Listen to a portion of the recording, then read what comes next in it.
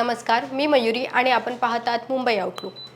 महाराष्ट्रात आज मराठी भाषा अभिजात झाली, याचा अभिमान महाराष्ट्रात मिरवला जातो।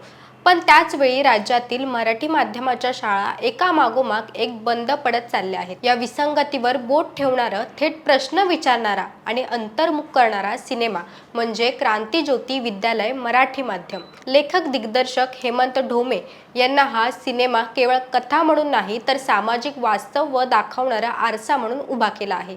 शिक्षण बाजारू झालं आहे। मराठी शाळांवर चाललेला बुलडोजर थांबणार कधी? मराठी भाषा अभिजात झाली, पण मराठी शाळा अभिजात कधी होणार? हे केवळ सिनेमातील संवाद नाही तर आजच्या महाराष्ट्राच्या शैक्षणिक वास्तवावर केलेली दुखरी टिप्पणी आहे। प्रशासन, राज्य सरकार, पालक आणि समाज एकमेकांकडे बोट दाखवत असताना मराठी माध्यमांच्या शाळांच्या अस्तित्वावरच प्रश्नचिन्ह उभं राहिलं आहे। अशा पार्श्वभूमीवर हा सिनेमा प्रेक्षकांसमोर येतो आणि थेट त्यांच्या मनाला हात घालतो। कथानक अलिबाग नागाव येथील मराठी माध्यमांच्या शाळेभोवती फिरतं। 90 वर्ष जुनी असलेली ही शाळा आता पाडली जाणार आहे। त्या ठिकाणी इंटरनॅशनल स्कूल उभी केली जाणार आहे। या शाळेच्या सगळ्या माजी विद्यार्थ्यांची रियुनियन होतं। ही सगळी मंडळी गावांमध्ये शाळा वाचवण्यासाठी येतात। पुन्हा एकदा शालेय आठवणीमध्ये तसेच गमती जमतीमध्ये रमून जातात। या आठवणीच्या प्रवासात नात्यांचे नवे पदर उलगडत असतात।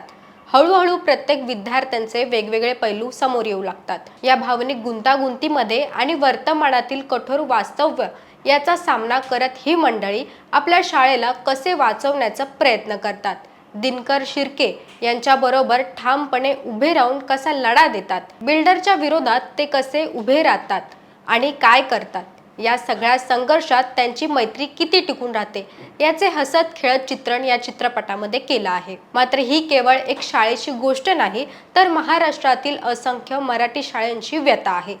पटकथेतून हेमंतने वादविवाद घडवला आहे, पण तो आरडाओरडा न करता सुसंवादाच्या मार्गाने येतो। वास्तव्याला धरून आजचे प्रश्न मांडत त्यातून उत्तर शोधण्याचा प्रामाणिक प्रयत्न सिनेमात दिसतं। मराठी शाळा संपणार का पुन्हा भरणार हा प्रश्न फक्त पडद्यावर मर्यादित न राहता तर प्रत्येक मराठी माणसाच्या मनात घर करतो। कारण याचं उत्तर राज्यकर्ते प्रशासनाच्या खुर्ची इतकंच आपल्या प्रत्येकाच्या कृतीत आहे। कारण मराठीतून शिक्षण घेऊन घडलेली पिढी किती सक्षम, हुशार आणि विविध क्षेत्रात यशस्वी होऊ शकते याचं ठोस चित्रण लेखकानं व्यक्तिरेखांमधून केलं आहे। चित्रपटाचा एकमेव दोष म्हणजे काही ठिकाणी त्यातला संवाद थोडासा बडबडीतपणे दिसला जातो, ज्यामुळे सूचकता, कलात्मकता राहत नाही।